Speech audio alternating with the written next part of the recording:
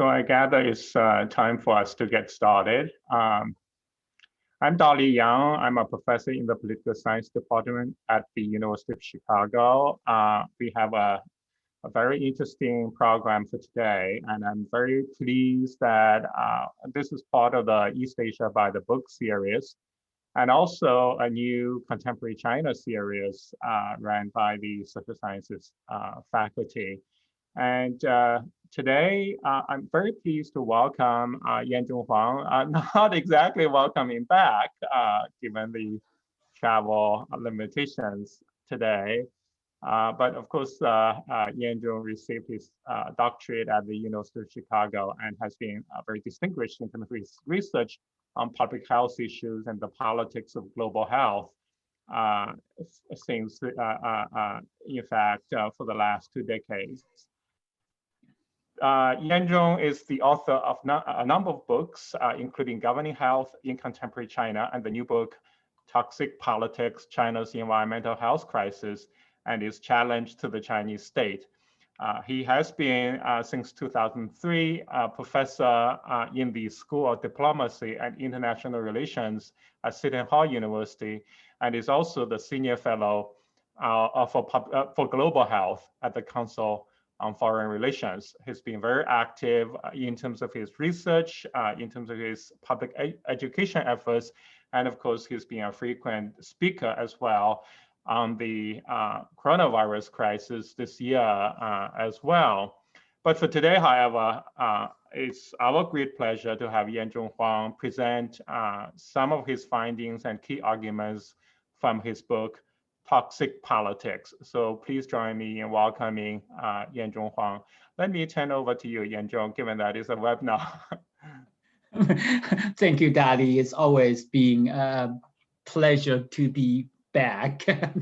Again, not officially back. Remember last time we had dinner in Chicago. It was, can't believe it's 9 months ago, that was at that time, when we had this event and nobody was wearing masks. Now everybody was staying at home in cocoon. Yeah, let's hope that the pandemic is going to be over very soon. I would like to also take this opportunity to thank the Center for East Asia Studies and the Seminary Co-op's bookstore to host the event. The other day I was organizing things and found my library, this library card that authorized me as the borrower for the late Professor Dang Zhou. And so I was listed actually on the payroll of the Center for East Asian Studies before I graduated in 2000. I believe I'm also a shareholder of the seminary store. In fact, I think the first day I was on campus, I was enticed to buy the shares from the bookstores, although I'm not sure where I can find those shares anymore. But it's a pleasure, really, and an honor to be speaking at the UFC event. So I'm going to, without further ado, I'm going to share the screen. Okay.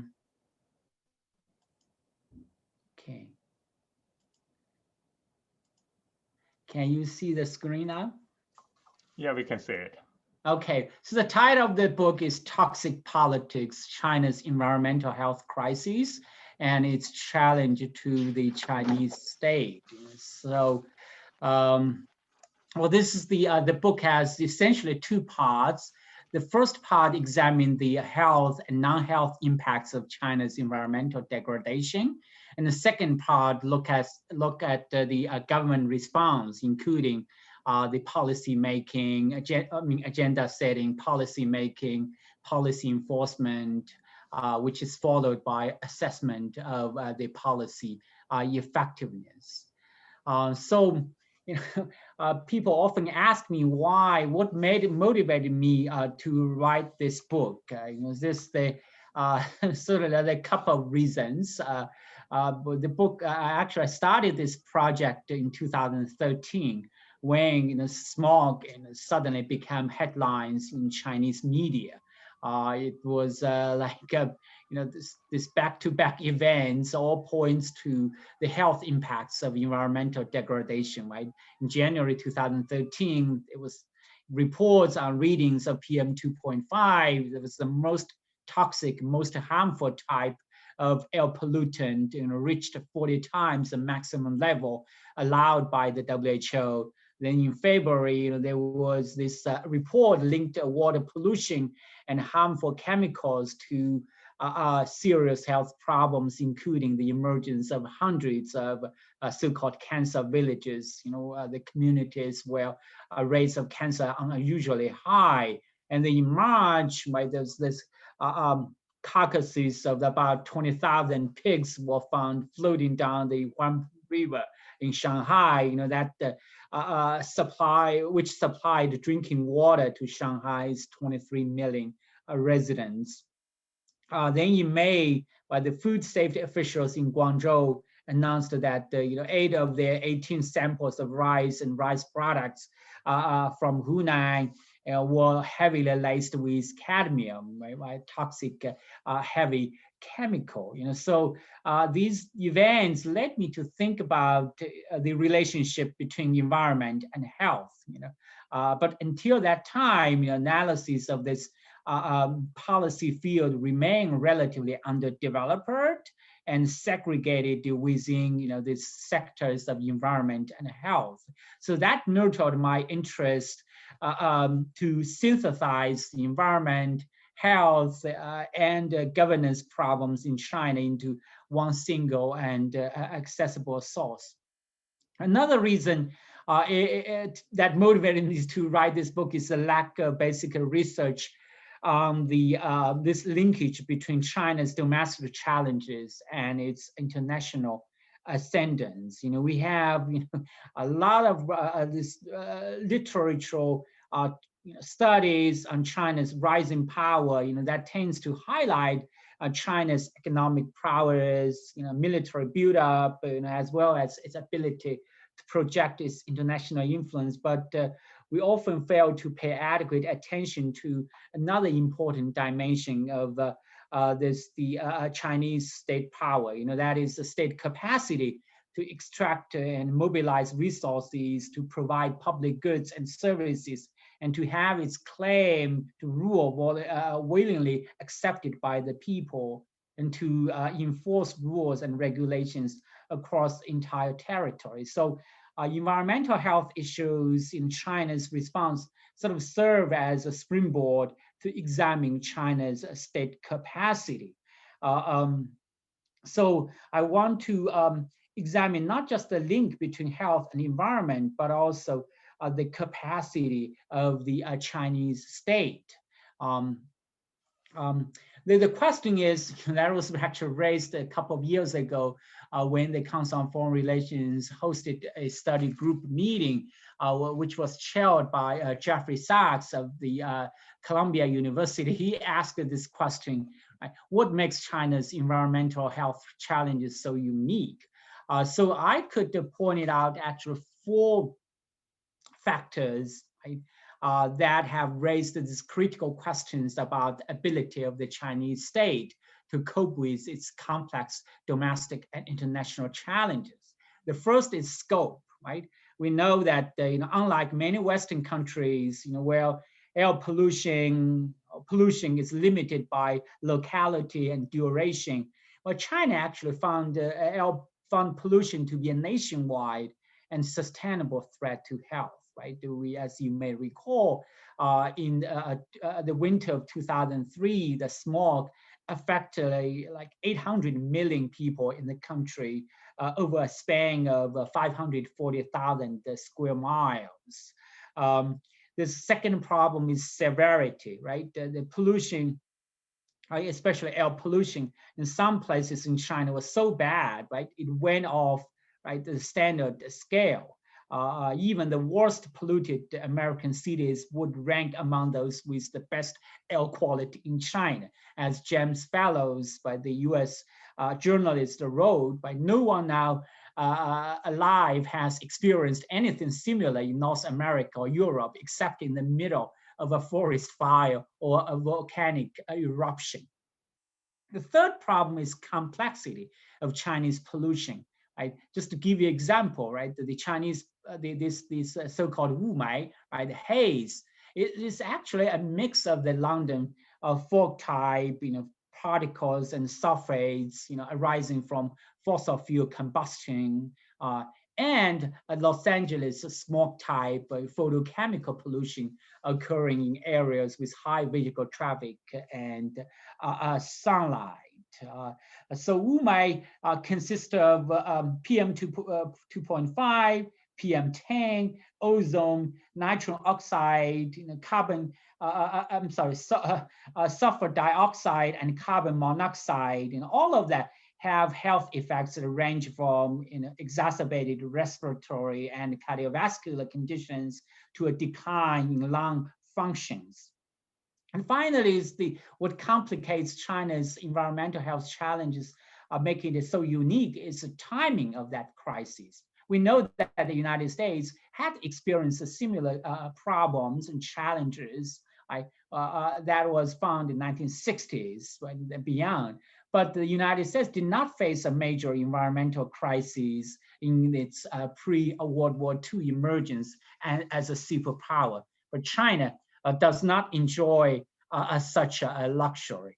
So again, right, this issue of the uniqueness of China's environmental health challenges, right, raised these critical questions about the governance capacity of the Chinese state, to cope with complex domestic and international challenges.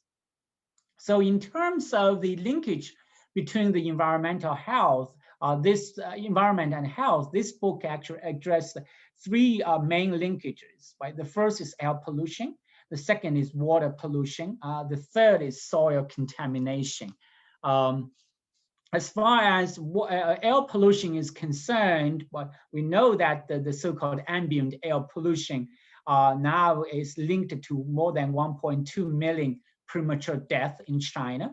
That is 40% of the global total. And of all these air pollutants, that are major public health concern, like PM 2.5 is the #1 killer. Right? It is responsible for more than 1.1 million deaths. That is 1/4 of the global attributable death and 21.8 million dailies. Which is used to measure the disease burden. The air pollution is actually posing a serious challenge, a harmful effect to people's health. Then if you look at the water and soil pollution, right, we don't have the most recent data, in part because much of that information is still classified as state secret. But we do know, based on government data, more than 70% of the Chinese people feel threatened by water pollution since 2012. Then there was this 2014 national survey also revealed that 7% of soil in China is contaminated with cadmium, and 1/5 of China's farmland soil is severely polluted with toxic chemicals. Right? Even today, the government data suggested that 36,000 hectares of farmland contain excessive levels of heavy metals that leads to the contamination of 12 million tons of grains each year.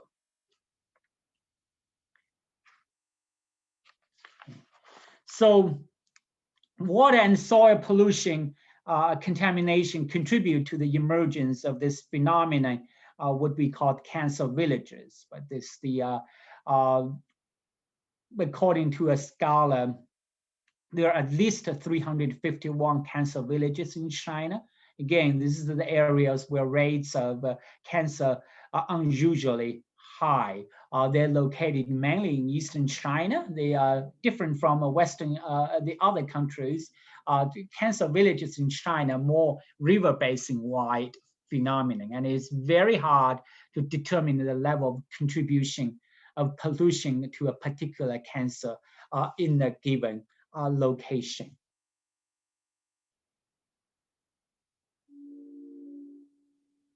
I forgot to mention that the pollution also contributed to the food safety problems. According to the Minister of Agriculture report, 28.4% of rice samples that they collected in 2002 were laced with levels of lead that exceeded national safety standards. And 10.3% of them had excess cadmium. So environmental health problem will also take a heavy toll on China's economy, social political stability.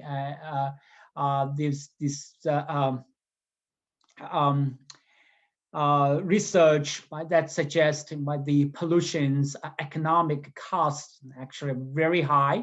Economists use the value of a statistical life VSL as the estimate coined by Tom Schelling, basically estimating how much people are willing to pay to reduce mortality risk. According to this study, the annual growth of total welfare losses due to premature mortality caused by exposure to air pollution alone during 1990 and 2013 increased. The annual growth rate was 11%. That was second only to Ecuador. And in 2013, based on this estimate, China lost 10% of GDP to air pollution alone. But if we include the cost of non-fatal illness, China, based on my estimate, actually could lose up to 18% of the GDP to air pollution. And certainly the number would be even higher if we consider the losses associated with water and soil pollution. And the air pollution is the top challenge for foreign companies trying to recruit and retain talents to work in China.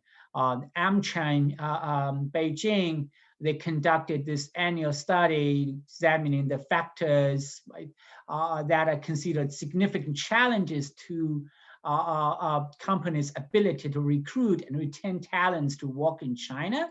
And they found, well, this is from 2019, the poor air quality is the number one concern. 57% of them say, well, this is one of their top challenges of operating, doing business in China, followed by high cost of living and food and water safety concerns. Actually, 36% of them consider this as a major challenge for them to recruit and retain talents to work in China. The environmental health problem also had impact on social political stability. Right? They are now, we know, they are the effective mobilizer for mass protest in China because they strike directly at people's own lives. There's a Chinese journalist, former investigative journalist, right, explained why this is the case. But according to him, environmental pollution crosses a red line by threatening health and life. I said, you could have a factory owner as a neighbor who is 10,000 times wealthy than he is, than you are, but you cannot tolerate your child getting sick because of the pollution produced by that factory. So if you look at this, the figure which shows the number of environmental related petition letters and complaints between 1995 and 2015, the number of the petition letters and complaints continue to increase. Between 1995 and 2010, they increased more than tenfold. And between 2011 and 2015, petitions grew by more than 2/3, from 1.1 million to 1.8 million. So environmental petitioners are now a recognized subset of the huge populations of petitioners in China. That might explain why the Minister of Environmental Protection in the document said environmental health is both a complicated scientific problem and a sensitive social problem about which people are highly concerned. It matters to societal harmony and stability, states' lasting political stability, and national survival and multiplication. There is also an international dimension in China to China's environmental health crises.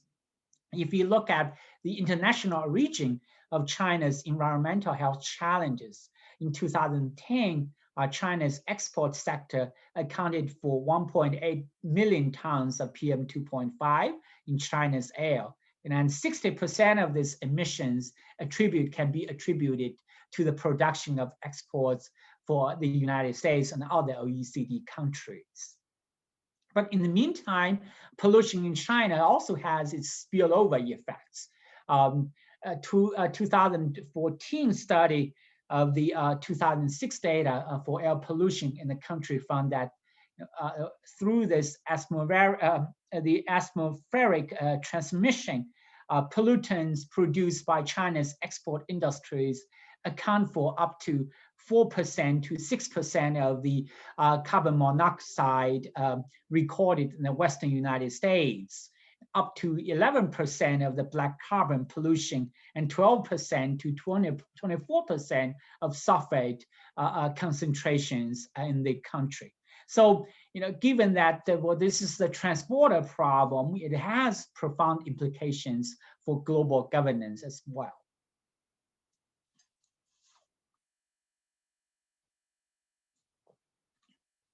So given this tremendous environmental health challenges, how has the government responded to the crisis? If you look at the evolving environmental health policy in China, essentially it could be divided into three stages. The first stage, even though it's harkened back to the Mao era, right? You could find that between 1960s and 1990s, that was essentially a stage what we call raising awareness.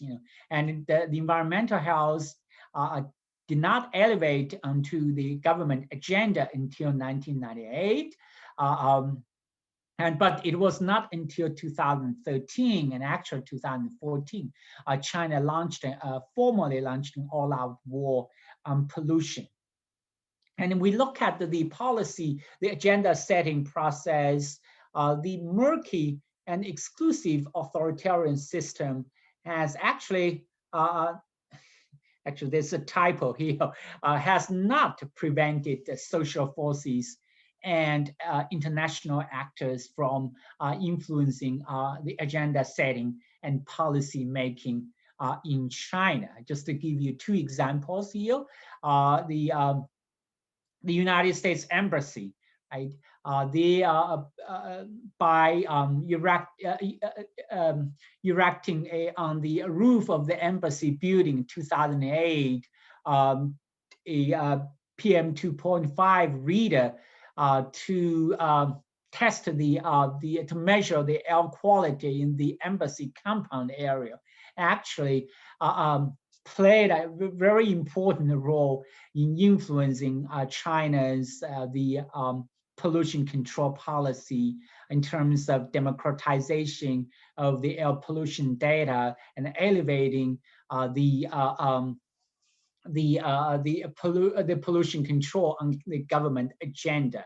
Because before that, few Chinese actually had an idea what PM 2.5 is. They had a little idea, how serious the air pollution was. That explained why, on the before the 2008 Olympic Games, when they saw by the U.S., the athletes arriving in Beijing wearing masks, they saw it as like insulting on China and forced them to apologize to the Chinese people.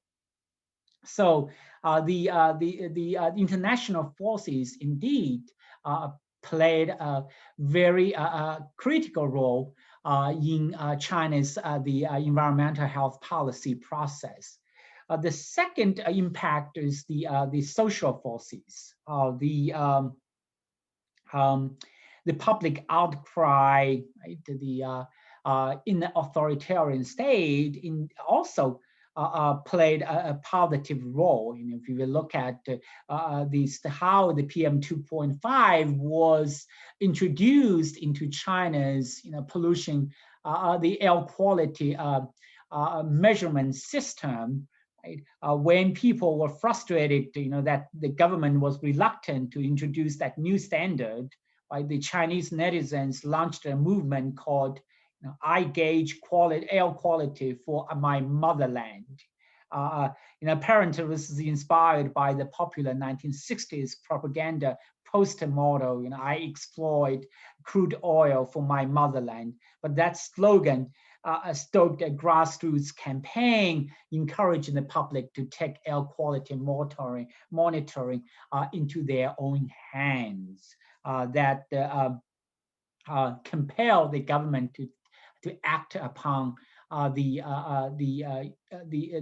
air pollution problem in the country. So again, by 2013, right, the government launched a formal war on pollution. It also unveiled action plans, on air pollution, followed by two action plans, on water and soil pollution. But if you look at the environmental health policy making, there are also limits in this policy process. The first problem is what we call the lack of convergence of science and policy. In fact, by the time China promulgated its new air quality standards, it had conducted only one retrospective cohort study on the health effects of air pollution.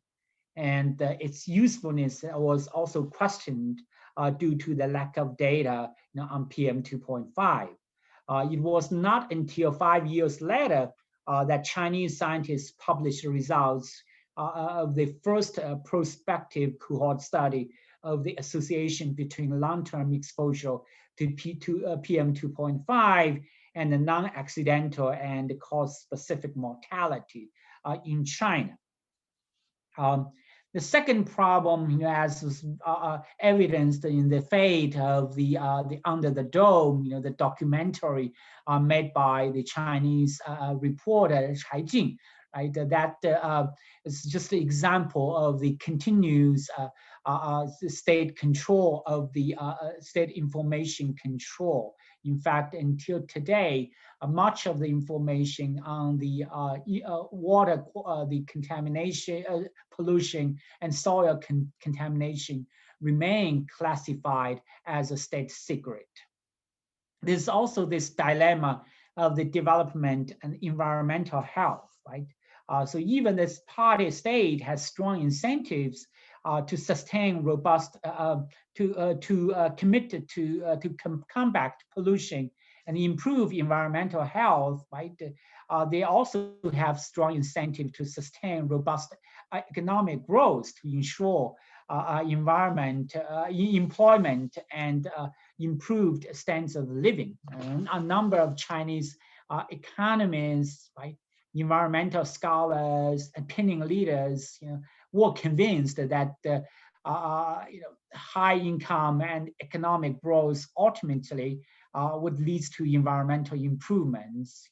So they buy in that theory of this environmental Kuznets, this hypothesis, right? Believing that the economic development is essential for solving China's environmental problems. There's another problem in the policy making is this lack of health-oriented environmental policy.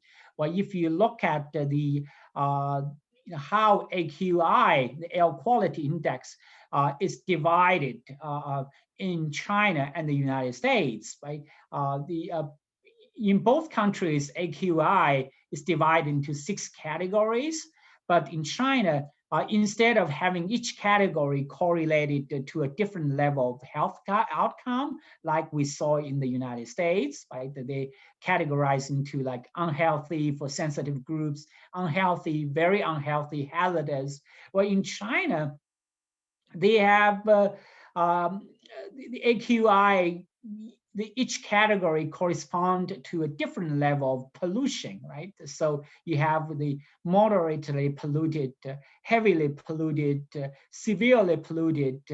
Well, that provides little guidance for ordinary people to understand what the local air quality means for their health.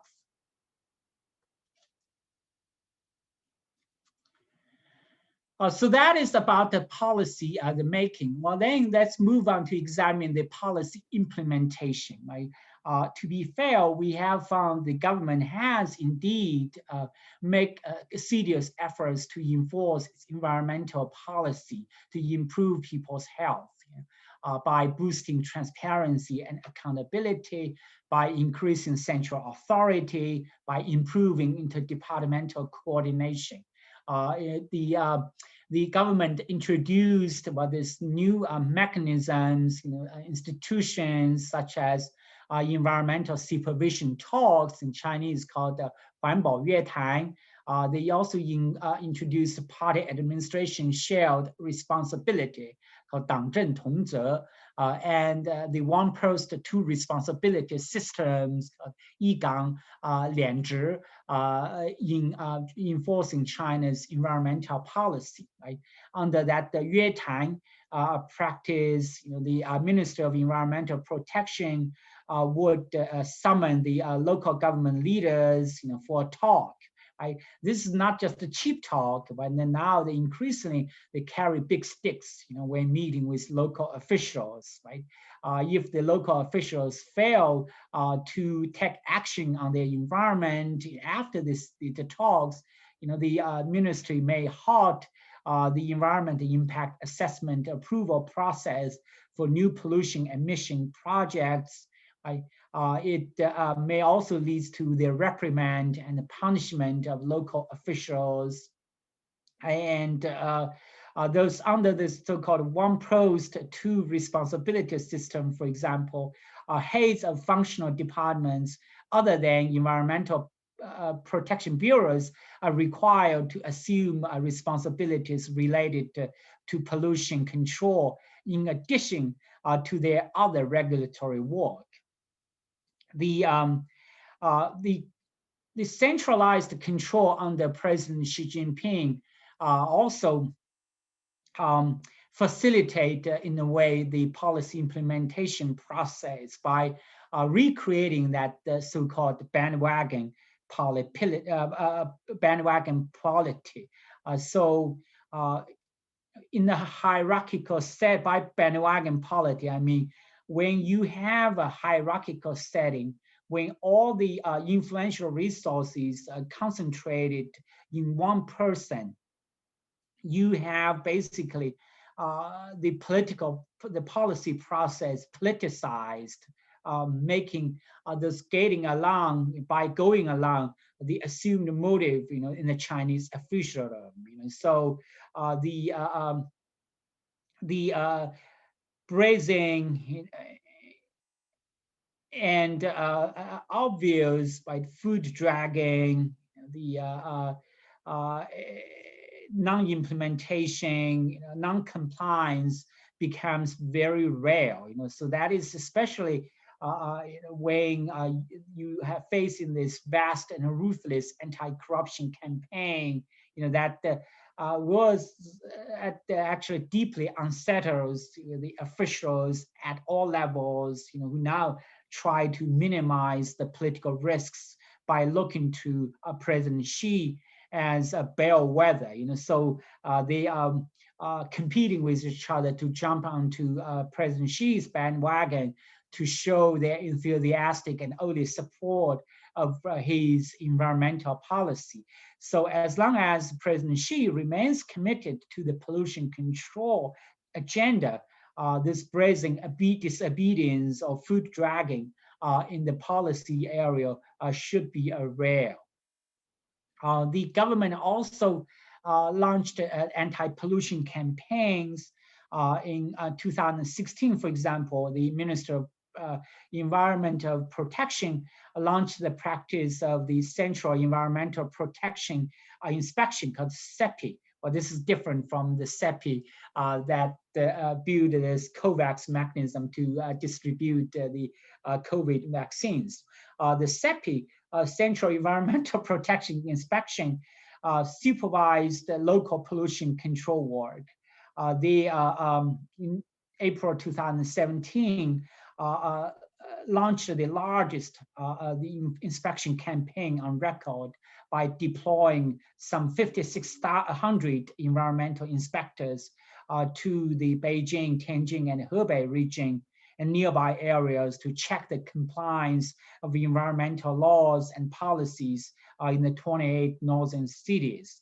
And that number of inspectors eventually increased to 7,000 in September 2017. Well, that is considered the time of the toughest air pollution regulation in history.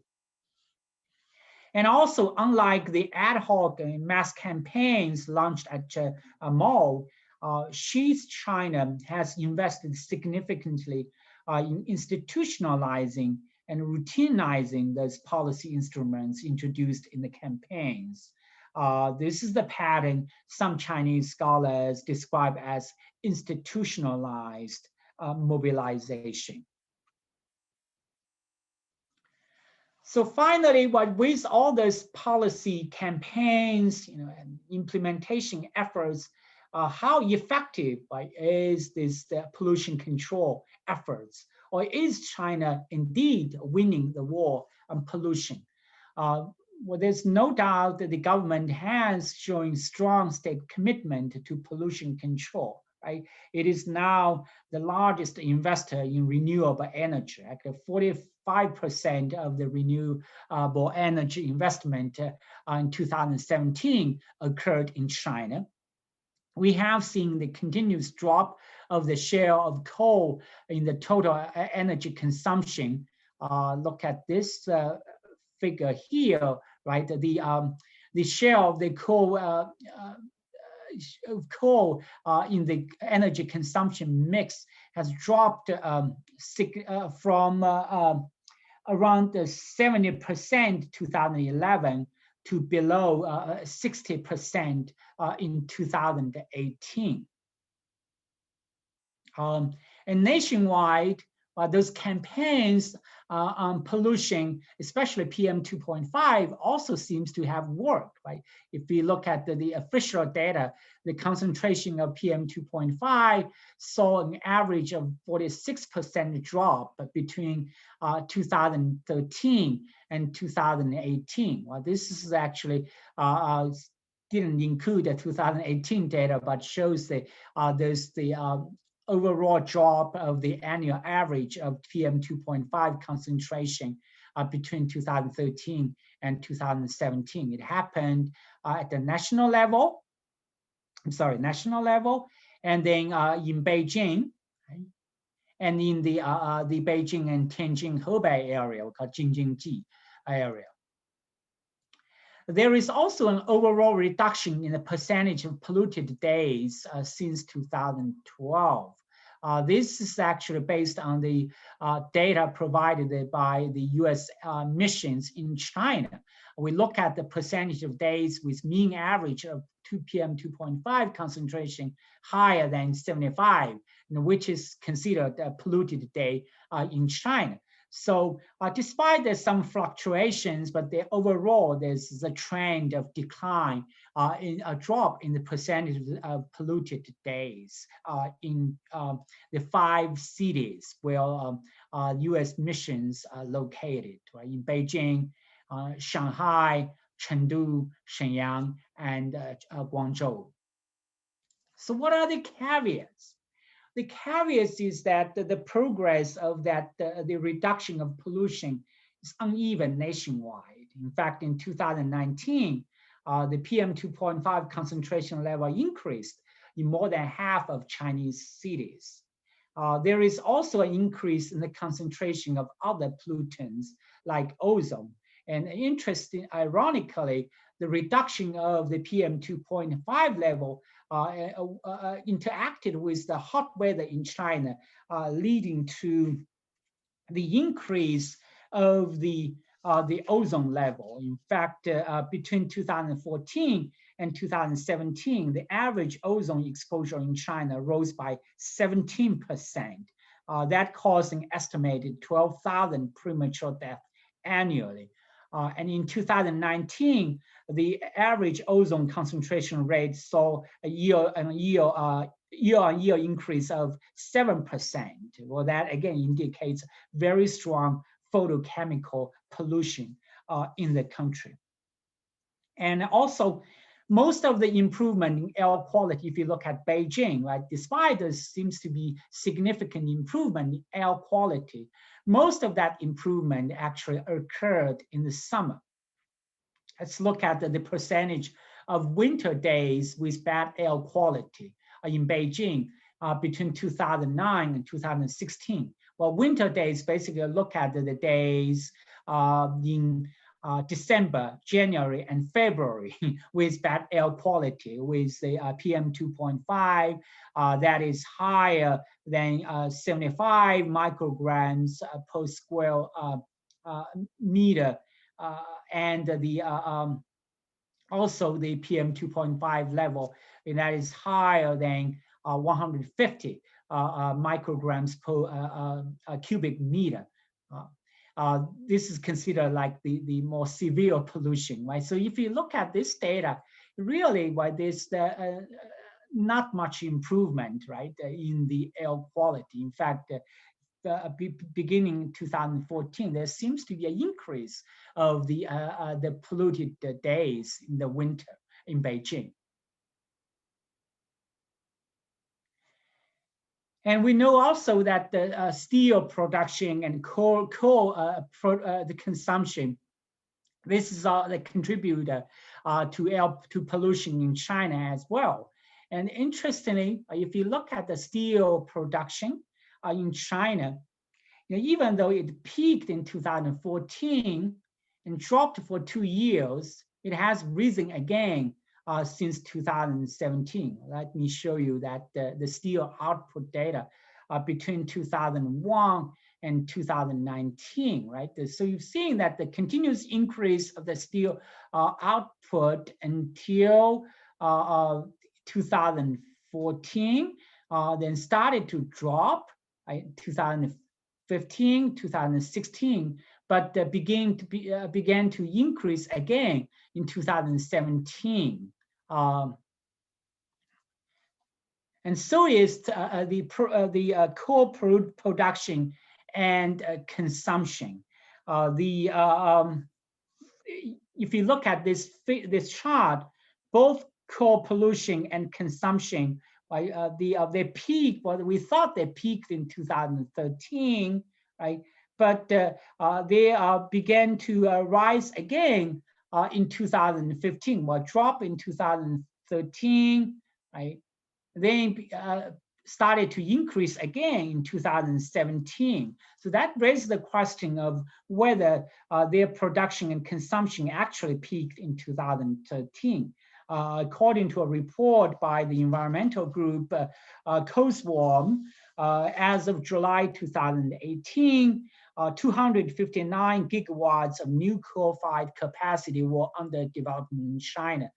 That was equivalent to the total installed coal power capacity of the United States, and enough to increase China's current coal power production by 25%. And the COVID-19 outbreak only make things even worse, right? The post-COVID economic recovery threatened to wear away the past gains in pollution control. We have seen how more construction permits, for the coal-fired power plants were issued in China in the first half of this year than in 2018 or 2019. And by May 2020, the concentration of 4 air pollutants, including PM 2.5, nitrogen dioxide, sulfur dioxide, and ozone, all returned to or exceeded the monthly levels recorded in 2019. There's also, I'm going to quickly wrap up, there's also this unintended policy outcomes that were associated with this perverse bureaucratic incentives in the campaigns. Because those campaigns only focus on those qualifiable targets, you would see how, that in this, pollution level before and after the so-called 2 sessions, but in 189 cities, the 2 sessions, we know the most important political events in Chinese, the government, at the local level, right? So during the sessions, when the meeting was in session, you would see those quantifiable targets, such as AQI, PM 2.5, PM10, all dropped, right? But not that impressive the drop for sulfur dioxide or nitrogen oxide. And for ozone, which is not included in this, the performance targets, actually we have seen the increase of the ozone level. And all this, and after the end of the 2 sessions, all these indicators that return to their previous level. This is what we call the retaliatory rebound. And there's also this problem of what we call the overshooting. That is, the local government officials, they act like more Catholic than the Pope. When the government say you need to achieve X, they try to actually achieve X plus 1, X plus 2. So this figure showed the number of households that were slated to complete the conversion from coal to cleaner fuel in the Beijing, Tianjin, and Hubei region. The initially there were like only 2.4 million households were slated for completion in this designated 28 cities. But because by this local government officials under this bandwagon policy, they want to show how enthusiastic they were in implementing the environmental policy. They decided to actually convert another 795,000 households, the furnaces. And more than that, beyond this 28 cities, even though another 30 cities, they were not required to complete the conversion.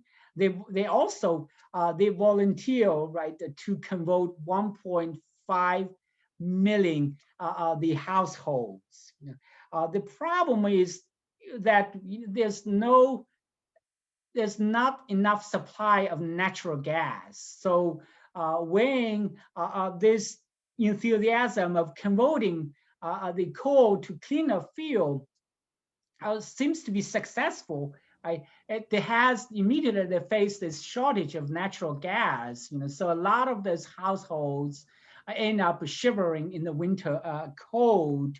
And in Hebei, which is the forerunner in this bandwagon policy, the government plan was to convert 1.8 million homes in the province by the end of October 2017. The implementation went so well that more than 2.5 million homes ended up switching to gas or electricity. And Hebei has happened to be the province that was hit particularly hard by the gas shortage, natural gas shortages. So to quickly conclude the findings, environmental degradation in China has not only brought a wider range of diseases and other health problems than previously understood, it has taken a heavy toll on China's society, economy, and the polity. And since 2012, the government has enacted new laws, policies, action plans to tackle the environmental degradation problem.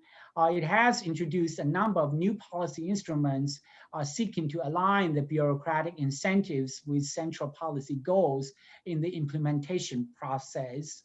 So now, while the government has started to turn the tables on pollution, especially air pollution, the progress remains uneven. The health benefits of pollution in China's the pollution control remains limited and mixed, and the single-minded pursuit of pollution control has incurred unintended and undesirable outcomes on other policy fronts. So that seems to suggest this decades of reform and opening up have not fundamentally changed the impromptu, non-participatory, unaccountable, and mobilizational policy process. But the case of China's environmental health governance reveals a state that is remarkably resilient, although fundamentally flawed. That, I believe, has profound implications for China's future, both domestically and internationally. So with that, I'm going to stop here. Stop there. Well, thank you, Yanzhong. That's truly a tour de force and excellent, really overview of all the developments and with finer details where needed. I was, however, a little bit confused towards the very end in some way. So let me play the devil's advocate a little bit while our attendees, they may, and I want to invite everyone, if you have questions, feel free to submit them at this point, and I'll moderate and funnel the questions to Yanzhong. But the question is this. So you seem to argue that with the pollution, there hasn't been as much of a progress.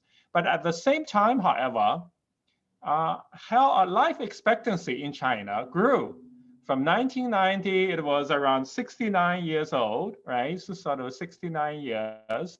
By 2017, by now, it's around 76.5 years. And that's only 2 years shorter than the United States. In other words, China has been catching up dramatically in terms of life expectancy, despite the pollution. And you also argue that China has made significant progress in dealing with the pollution. Certainly, it has moderated it in recent years. So in some ways, hasn't China reasonably coped with the problem so far? Well, great question. Right? As far as life expectancy is concerned, I recall that the story, right, that Zhu Rongji, when he arrived in Beijing to be the vice premier there, he said, that when I come to your Beijing, that my life will be shortened by 5 years because of the pollution. So the life expectancy at both can be a function of many factors, right? It can be a function of the nutrition level, it is a function of the public health standards, right? The infant mortality rate, for example, is a very important predictor of average life expectancy. It is certainly what the pollution, the air quality in particular is also an important indicator. There's already studies published by the proceedings of national, science journal suggesting that how the PM 2.5 level is highly correlated with the average life expectancy. I think there was saying that the increase of 10 microgram per cubic meter of PM 2.5 is associated with a reduction of 0.6 years of average life expectancy. So the point here is that if the pollution, especially the serious pollution in northern China, actually has suppressed or constrained the progress in the improvement of China's average life expectancy. So they could have performed better if they tackle this tremendous pollution, especially the air pollution in northern China, according to the study. So in other words, pollution is much more of a regional issue at this point already. It's sort of, and it's not about China as a whole. Much of China, especially in the southern parts, actually has a reasonable situation. Yeah, well, the pollution level was, as far as PM 2.5 is concerned, but the southern China, in places like Guangzhou, where if you look at this data, the PM 2.5 level is lower than northern China. That is why the campaigns focused on those Jing-Jin-Ji area, the Beijing, Tianjin, and Hubei area, which is believed to be a bigger contributor to the major contributor to the high PM 2.5 level in the country. Yeah, this is actually ties in with a question from the audience. The question is, are there any province or local governments who have managed to develop environmental policies that have been effective and not faced some of the unintended consequences you've documented? And if yes, what are the conditions that allow for such? Well, that is a good question. I haven't, we did find a variation, right, of the pollution level, right, different localities, but maybe in cities like Guangzhou, right, they handle the pollution better, but I don't know to what extent this can be attributed to the government capacity to dealing with the pollution, or just simply because, right, this is the climate, the weather, the climatic conditions actually facilitate the government's efforts to control the pollution in the region. Because if you look at, there's another problem is the industrial basis, right? The energy and the industrial structure, right? In different localities, right? In northwestern China, places like Xi'an and also in Heilongjiang, probably going to see more pollutions, even during the COVID pandemic. But in those cities or places where they don't have this dependence on heavy industries, they don't heavily rely on coal firing, for heating, the pollution, I think that it's less a problem. Okay, well, given that you have such a prominent role at the Council on Foreign Relations, and you also mentioned that what has happened with the Chinese state in respect to environmental health issues has global implications. Doesn't China's actually reasonable, well, certainly has achieved certain sort of progress so far in arresting the deterioration. Does that make China more competitive in a way? And especially as the US-China relations have become so strained recently, right? Yeah, well, I think this it's a great question indeed. Well, this is becoming a huge concern here, right, as far as US-China relations is concerned, right? Because as we have seen, right, not just in the pollution control, where certainly what the government has shown, right, it can actually bring down the level of air pollution, right, at the national level,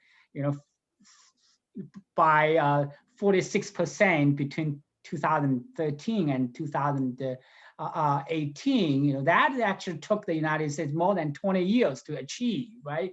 So it has shown this tremendous capacity to achieve what they call big things, right? Concentrate the resources and the capacity to deal with big things. We saw the pattern, but there's parallel in the dealing with the COVID outbreak, right? The government is able to mobilize the resources, capacities, right, to bringing down the COVID cases, right, in a very short period of time. So while the boosters, supporters of the Chinese state and the criticism of the Chinese state, well, they both agreed on one thing, but that is it seems that the Chinese state is indeed able to accomplish big things in a very efficient, if not effective way. But they prescribe different policy solutions there, right?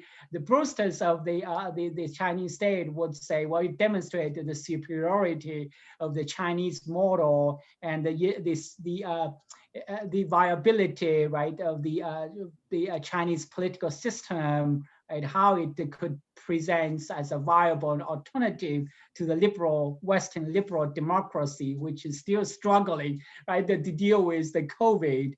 But the criticism of the Chinese state, they view that as a big problem that the West has to deal with, right? If you read the Secretary Pompeo's speech, right, on China, he viewed that as a huge threat to the free Western liberal democracy. So that is why the Trump administration, by the officials, are calling for opening a new battlefield of ideology, right, to compete with China.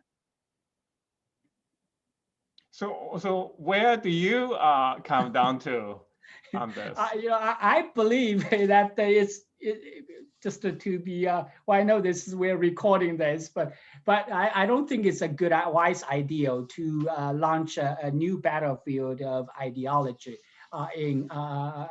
when the U.S. is competing with China. I think, yes, this book has the findings have suggested. I think first of all we overestimated the Chinese. Well, in a way, we take China's rise as a given, while underestimate all these internal domestic challenges the government has to face in its international ascendance. And secondly, we also sort of overestimate the Chinese, the political system. It is true, right, that it has this capacity, right, to mobilize resources, right, for achieving major policy objectives or high action items, right? It's the problems, the drawbacks, right, they're also very clear, right? There's, again, we can find that in the Chinese pollution control, right, the limits and unintended consequences. We can also find that in this government campaign against the COVID-19, right? It has this mobilizational state has its limits, right? It has its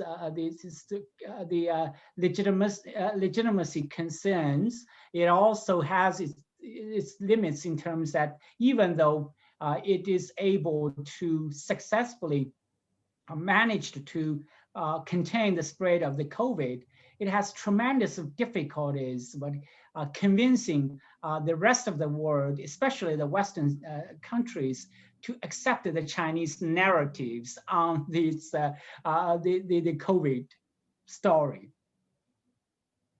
Yeah, but the issue, however, for people who think in national security terms is to say, well, looking back, with every crisis in the last 30 years, China actually had not fallen, but instead has gotten stronger, right? And this is a country with 1.4 billion people. So even with a lower standard of living, China looms so much larger globally.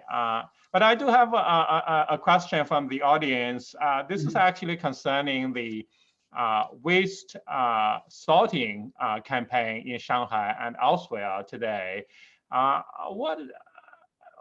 given that you do deal with some of the issues, and of course, a lot of the waste sorting is related to waste incineration. Do you have a view on this particular issue, or is it just for show, especially for cities such as Shanghai? The West insurrection campaign in Shanghai? Well, this is about the waste sorting. West that has sorting, been a very yes. stringent. Yeah. Yeah, well, this is in the Shanghai and Beijing. Yeah, the book sort of touched upon that this campaign. In fact, it reminded me of this Chairman Mao's, this slogan, that the Belfort doctors is good, right? Immediately it is followed by a national campaign to promote the Belfort doctors. And so, it started when President Xi Jinping was touring Shanghai. He said, that this West assortment is a new fashion.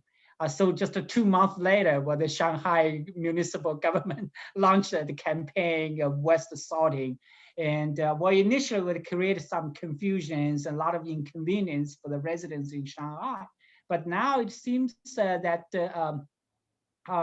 people started to accept this regulation, and it's now that practice is being spread, popularized in other cities, including Beijing. So that is another example, to how the government indeed, right, can be remarkably resilient in terms of policy implementation.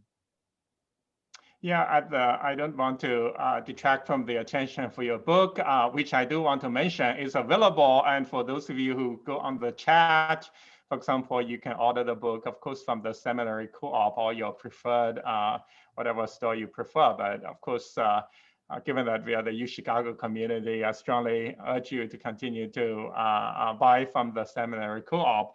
I do have a paper that recently was published, co-authored with an undergrad with whom we tracked some of the developments related to waste incineration. Part of the big issue with waste incineration and waste sorting is because cities in China are running out of landfill space. So therefore, it's very important for cities to find alternatives to reduce the amount of waste that goes to landfill. But at the same time, there were preferential policies for waste incineration and power generation. So there are two sides to the equation. And of course, that's cities such as Shanghai have pushed it with such rigor. But it's not just Shanghai. Of course, that also includes Wuhan, Beijing, and so on. Now, one of the questions that inevitably comes up is this issue that President Xi has come up is the carbon neutral idea for 2060. That in fact, China aims to become carbon neutral by 2060. By then, I presume the Himalayas may have all been melted, but what do you think of this particular target? Well, I think it's a very ambitious target, right? At the end, it's the first time Chinese leaders have specified, right, that the climate change goals to the international society. I think as long as President Xi remains committed to the environmental policy, climate change policy agenda, that I expected that those policies will be followed through, and again, spreading disobedience, foot dragging should be relatively rare. Well, that also, I think, depends on how long he's going to sustain in this position beyond 2023, right? So the issue is whether that policy fanfare will sustain in the long run. This issue policy coherence, right? He may not permanently stay in power, and even so, he may not commit to his policy agenda, right? And not to mention that leaders themselves may disagree with each other on the policy priorities, that could contribute to selective implementation at the local level. The second problem is that this current, these in terms of policy implementation tools, right? This environmental authoritarianism, which is characterized by this top-down, state-dominated approach, does not necessarily provide an effective long-term solution to the climate change problem. I think this is what I noted in the New York Times article, that while President Xi was announcing that China would be carbon neutral by 2016, right? And more construction permits had been issued for coal-fired power plants in China in the first half of this year than in 2018 and 2019. So in the post-COVID era, when local government at all levels rushed to stimulate economic recovery, well, it actually threatened to reverse the past gains in environmental protection. That cast doubts on the government capacity to meet its long-term climate change goals. You did mention that China has made significant investments in the clean energy sector. I used to take students on an internship program, and one of the places we visited would be the wind farms, which was striking. But we also know today, however, the sale of electric vehicles have been growing very rapidly. Tesla has made a major commitment to the Chinese market, and so on. Does this actually, and especially in the context of the U.S.-China competition, in fact, should Americans be worried that China is actually becoming so much more competitive in terms of the clean energy sector? Yeah, I think the U.S. has a reason to be concerned that China become more competitive in the renewable energy sector, but that has already happened, right? We know the solar panel, the industry, China has been very competitive. That triggered those anti-dumping, the articles in the West. But in the meantime, that they would also provide sort of opportunities, right, for the U.S., especially now under the new administration, right, to work cooperated with China in dealing with the pollution, the environmental the issues, and the climate change, achieving climate change goals. So this is like again, use the cliche, represents both opportunities and challenge to the U.S. state. Mm-hmm. Well, we are running out of time, but given how much you have spent your expertise on, especially on health issues, and especially you've been paying so much attention to China's management of the COVID crisis, can you comment before we end? Can you comment a little bit on the vaccine race especially between the U.S. and China in this case? I would be happy to. Thank you. So this is a very interesting development we have seen. Basically, initially, we know that China seems to be the forerunner in this global race, in developing a vaccine for COVID, right? They have adopted 5 technological approaches, essentially running many horses in the race, right? And with the expectation at least one will be the successor. They have now have 5 vaccines in the phase 3 clinical trial. But thus far, none of these vaccine makers have unveiled their the data for the phase 3 clinical trials. In fact, if you look at Sinopharm, right, they haven't even released their stage 2 data.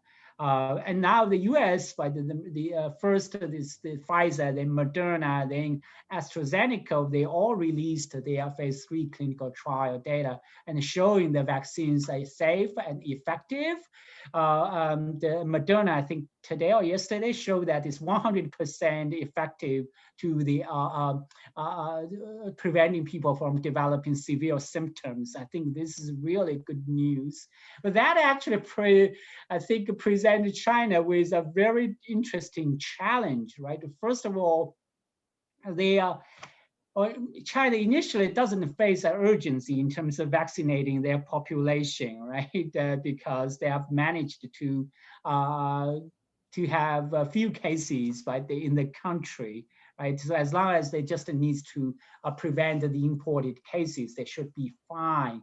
But now just imagine, right, when, like, by May 2021, right, when a majority of the U.S. population, or even also not just U.S., but other Western countries have already received the vaccines, right?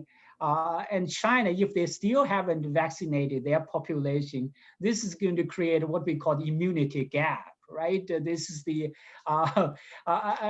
considered probably even worse situation for China, because not to mention this potential legitimacy concerns by the Chinese government's ability, right, to provide the public goods and service to their population.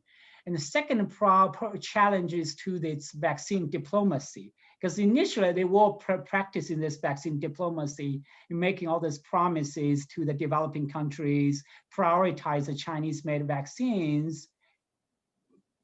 But they did that essentially not just because they are the leading contenders in the race, but also because the US is not part of the game. Right now, but the U.S. has successfully developed its vaccines, and now the Biden administration, right, there's the possibility, right, they're going to return to the global health leadership status, but they want to return to WHO. They're likely also going to practice this vaccine diplomacy that they pose the challenge for the Chinese state in terms of competing with China in this vaccine diplomacy. I actually suspected that the AstraZeneca's vaccines would be the most formidable competitor with China in the low and middle income countries in the developing market. So, that is going to present a lot of challenges, the pressures. China would feel compelled to release their data and to also mass vaccinate their population. Well, that's certainly a big question, but at the same time, this is where global health is a global public good, and we do want developing countries to gain access to good, effective vaccines as well. And I think in that particular case, maybe there is room for a less competitive approach down the road, especially given that supply will be constrained and there will be a need for all the production that there is actually for any of the vaccines, in fact, as long as they are proven to be effective.